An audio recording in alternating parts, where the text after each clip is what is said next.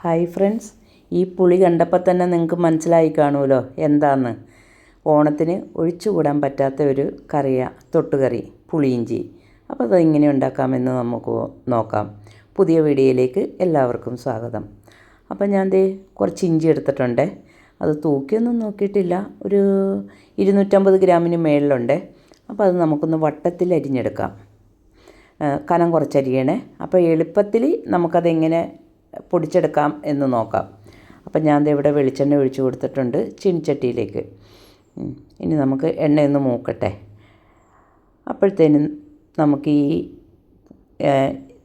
വട്ടത്തിൽ അരിഞ്ഞ് വെച്ചിരിക്കുന്ന ഇഞ്ചി ഇട്ട് കൊടുക്കാം. ഞാൻ 2 പ്രാവശ്യമായിട്ടിട്ടാണ് ഉണ്ടാക്കണേ. അപ്പോൾ ഇടയ്ക്കിടയ്ക്കൊന്ന് ഇളക്കി കൊടുക്കണേ. കനം കുറച്ച് അരിഞ്ഞാലാണ് എല്ലാം ഒരേ പാകത്തിൽ വരുള്ളൂ. അതല്ലെങ്കിൽ നമ്മൾ കൊത്തി എരിഞ്ഞൊക്കെ ഒത്തിരി സമയം എടുക്കും. ഇതാകുമ്പോൾ പെട്ടെന്ന് കഴിയും. അപ്പോൾ ഞാൻ അപ്പുറത്തെ അടുപ്പിൽ ശർക്കര ഉരുക്കാൻ വെച്ചിട്ടുണ്ട്. ഒരു ഗ്ലാസ് വെള്ളം ഒഴിച്ച് ഈ പുളിയിനേക്കാളും കുറച്ചും കൂടെ വലിപ്പത്തിലാണ് ശർക്കര എടുത്തിരിക്കുന്നത്. പുളിയിഞ്ചി ആകുമ്പം മധുരവും വേണം, പുളിയും വേണം. അപ്പോൾ ആദ്യത്തെ നമുക്ക് കോരിയെടുക്കാം. നല്ലപോലെ മുരിഞ്ഞൊക്കെ കിട്ടിയിട്ടുണ്ട്. പെട്ടെന്ന് കഴിയും. ഇനി നമുക്ക് അടുത്തതും കൂടെ ഇട്ട് കൊടുക്കാം. ഇനി നമുക്ക് ഇതിൻ്റെ കൂടെ തന്നെ നമുക്ക് ഉലുവയും കൂടി ഇട്ട് കൊടുക്കാം. ഒരു അല്പം മൂപ്പായി കഴിയുമ്പോഴത്തേനും, കോരാറാകുമ്പോഴത്തേനും, അല്ലെങ്കിൽ ഉലുവ കരിഞ്ഞു പോകുവേ. കായം ഉണ്ടെങ്കിൽ നമുക്ക് ഈ സമയത്ത് കായവും കൂടി ഇട്ട് കൊടുക്കാം. നമ്മുടെ കട്ടക്കായാണെങ്കിൽ, പൊടിയാണെങ്കിൽ അവസാനം ഇട്ടാൽ മതി. അപ്പോൾ നല്ലോണം വറുത്തൊക്കെ എടുത്തിട്ടുണ്ട്. അതിലേക്ക് ഒരല്പം ഉലുവ ഇട്ട് കൊടുക്കാം. അപ്പോൾ ആ ഉലുവ ഒന്ന് പൊട്ടട്ടെ, എന്നിട്ട് നമുക്കിത് കോരി മാറ്റാം. അപ്പോൾ ഞാൻ കുറച്ച് എണ്ണയെ ഒഴിച്ചിട്ടുള്ളൂ. ഈ എണ്ണയിൽ തന്നെ നമുക്ക് എണ്ണയല്ല, വെളിച്ചെണ്ണ, അതിൽ തന്നെ മറ്റുള്ളതും കൂടെ മൂപ്പിച്ചെടുക്കാം.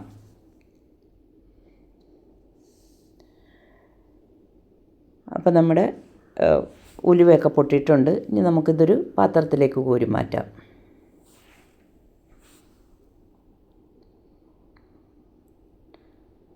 തീ കുറച്ചാണ് ഇട്ടിരിക്കണേ, അല്ലെങ്കിൽ വെളിച്ചെണ്ണ അങ്ങോട്ട് കരിഞ്ഞു പോകുവേ.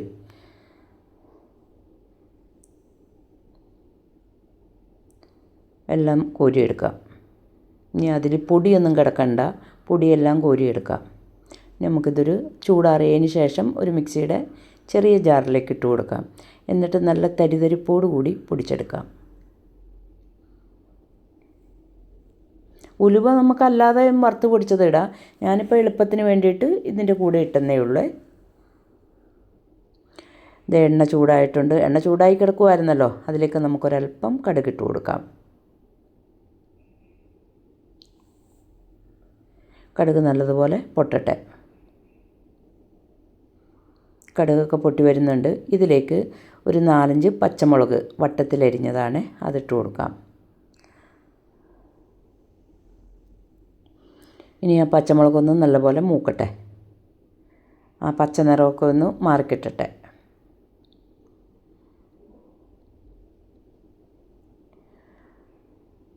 അപ്പോൾ മുളകിൻ്റെ നിറമൊക്കെ മാറി വരുന്നുണ്ട്. ഇനി നമുക്കിതിലേക്ക് ഒരല്പം കറിവേപ്പില,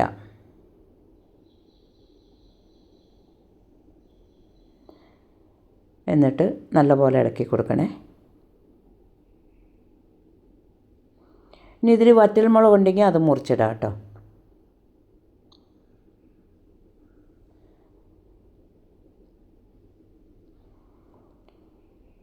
അപ്പോൾ കറിവേപ്പിലയൊക്കെ മൂത്തിട്ടുണ്ട്. ഇതിലേക്ക് നമുക്ക് ഒരു നുള്ള് മഞ്ഞൾപ്പൊടിയും കൂടി ഇട്ട് കൊടുക്കാം.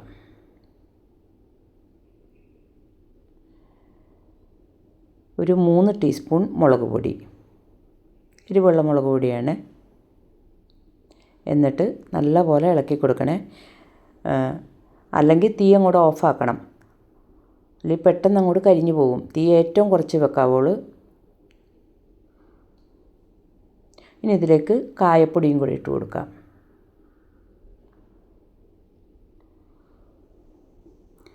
എന്നിട്ട് നല്ലപോലെ ഒന്ന് ഇളക്കി കൊടുക്കണേ.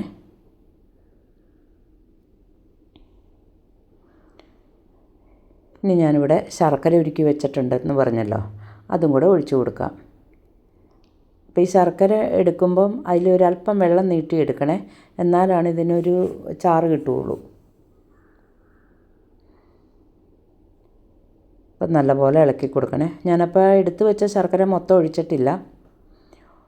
മധുരമൊക്കെ നോക്കിയിട്ട് വേണമെന്നുണ്ടെങ്കിൽ ഒഴിച്ചു കൊടുത്താൽ മതി. ഇനി വാളംപുളി പിഴിഞ്ഞ് വെച്ചിരിക്കുന്നത് അതും കൂടെ ഒഴിച്ചു കൊടുക്കാം.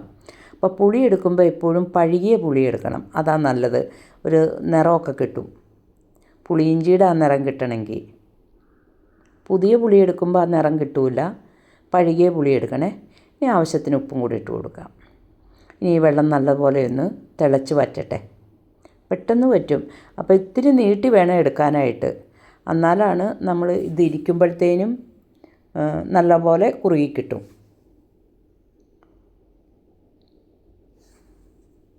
അപ്പോൾ ഇടയ്ക്കിടയ്ക്കൊന്ന് ഇളക്കി കൊടുത്താൽ മതിയേ.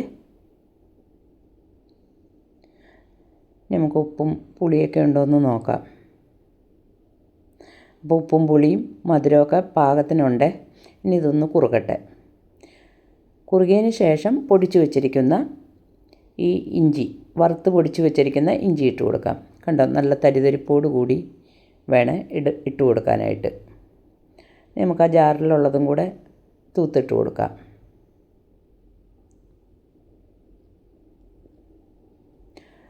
ഒന്നും കൂടെ പറ്റട്ടെ കേട്ടോ വെള്ളം. അപ്പോൾ അതേ നല്ലപോലെ വറ്റിയൊക്കെ വന്നിട്ടുണ്ട്. കണ്ടോ, ഈ ഒരു പാകത്തിനാണ് ഞാൻ എടുക്കണേ.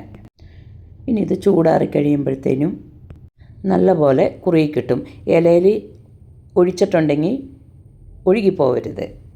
അപ്പോൾ ഇതേ നമ്മുടെ പുളിയിഞ്ചി റെഡി ആയിട്ടുണ്ട്. വീഡിയോ ഇഷ്ടപ്പെട്ടെങ്കിൽ ഒന്ന് ലൈക്ക് ചെയ്തേക്കണേ. അപ്പോൾ താങ്ക് യു.